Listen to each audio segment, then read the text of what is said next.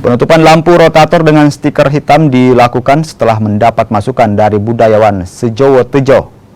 Menutup lampu rotator juga dilakukan untuk mengurangi pantulan cahaya yang dapat menyebabkan pandangan silau hingga bisa berujung kecelakaan lalu lintas. Aturan penutupan lampu rotator dengan stiker hitam sudah diberlakukan di jajaran Polresta Kabupaten Kota di Sulawesi Selatan.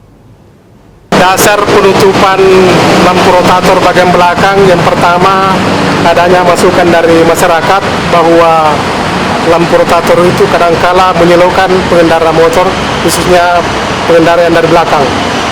Kemudian kedua ditindaklanjuti oleh Polri, terbit surat telegram Kapolri yang ditandatangani Bapak Kakor Lantas, yaitu nomor ST 2868 bulan 12 2023 tanggal 28 Desember 2023, yaitu hasil analisa dan evaluasi ya, akibat terganggunya penglihatan pengendara sepeda motor atau pengendara lain yang ada di belakang, dan itu bisa menimbulkan